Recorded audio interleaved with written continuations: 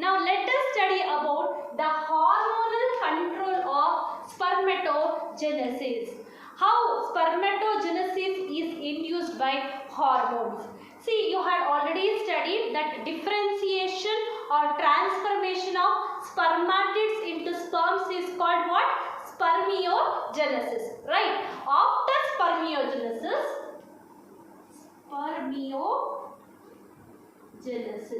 see, after spermiogenesis, the sperm head is there, no? So that sperm head become embedded in the Sertoli cells. The sperm head become embedded in where? Sertoli cells. And this is released from the seminiferous tubule. This is released from where? Seminiferous tubules, and that process is known as spermiation. Keep a note on it. This can be asked for 1 mark. Don't confuse this spermiation with spermiogenesis. Spermiogenesis means it is the differentiation or transformation of spermatids into sperms. That I had explained in the last class. Right? Next is spermiation. After this spermiogenesis, the sperm head become embedded in the Sertoli cells. It has to be released, and that release of sperms from Sertoli cells after spermiogenesis is known as spermiation. This spermiation occurs under the influence of an hormone, and that is known as FSH. You have already studied in your first PUC regarding this FSH. That is follicle stimulating hormone. Right? See, at the age of puberty, this spermiation takes place under the influence of FSH. See, because of the significant increase of GnRH, that means gonadotrophin releasing hormone. You can see here, because of the significant increase in this GnRH, this GnRH acts on what? Anterior pituitary gland. This GnRH, gonadotrophin releasing hormone, acts on the anterior pituitary gland.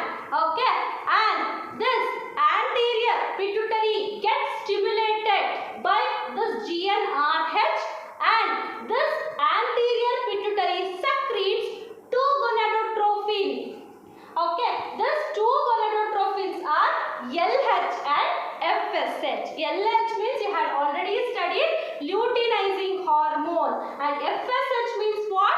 Follicle stimulating hormone. This LH or luteinizing hormone acts on what? Leydig cells. It acts on Leydig cells, and this stimulates the synthesis and secretion of androgen. This Leydig cell stimulates, I'll write here, stimulates synthesis and secretion of androgens. It's a male sex hormone, right? This androgen will be secreted on the influence of this Leydig cells now. And this androgen in turn is responsible for what? Spermatogenesis. That is the process of formation of sperm. And the second influence of the anterior pituitary is on FSH. That is follicle stimulating hormone. This follicle stimulating hormone acts on Sertoli cells. Second kind of cells on seminiferous tubule, right? Sertoli cells. These cells are responsible for secreting certain factors, and which is very important and which helps in a process called spermiogenesis. This is about the hormonal control of spermatogenesis, and this can be asked for 3 marks. Keep a note on it. Now let us go for the ultrastructure of sperm. As you all know that sperm is motile haploid male gamete, and where these sperms are produced? Seminiferous tubules of the testes. Right. So this is the structure of the sperm. They may ask this for 3 marks, or else they may also ask with the explanation for 5 marks. Right.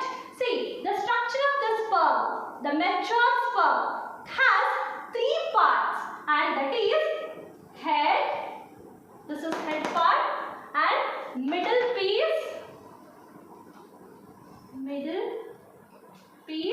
and finally tail. 1, 2, 3. These are the 3 parts of a mature sperm, and the plasma membrane envelops the whole sperm body. The plasma membrane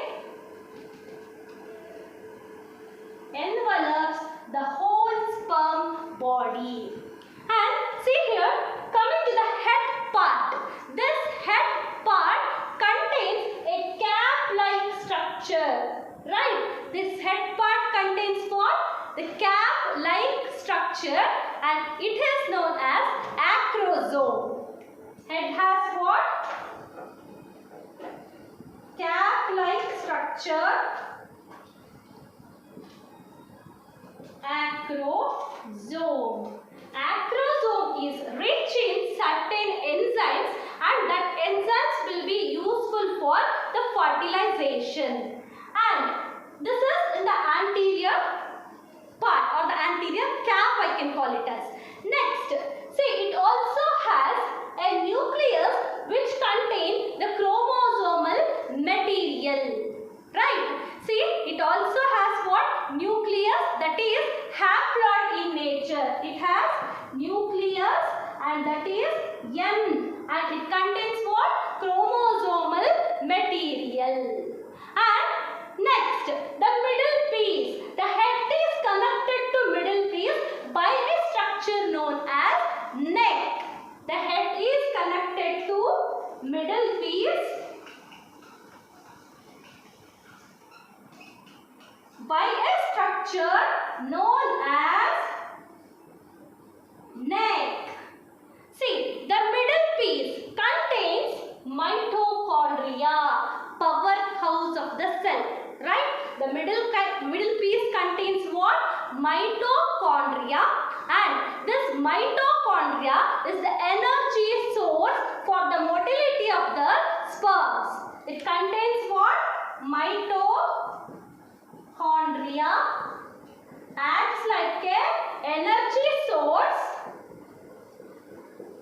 for the motility of the sperms. Sperms can able to move with certain amount of energy, and that energy will be provided by mitochondria.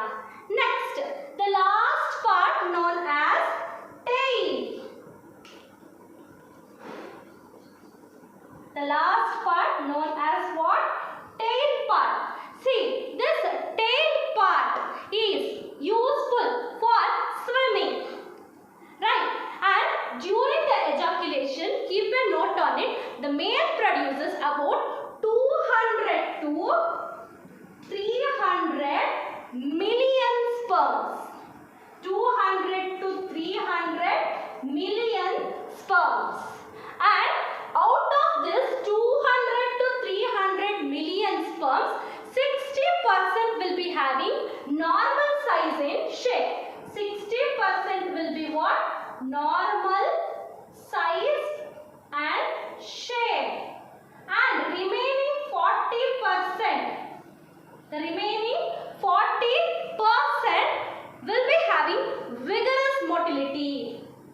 Vigorous motility. Right? And see, the sperms are released from seminiferous tubule, and you just recall the accessory gland secretion, whatever it is there, no? So these accessory gland secretion helps in maturation as well as motility of the sperms, and these sperms are present in a fluid known as what? Seminal plasma. Plasma plus sperms constitute what? Semen.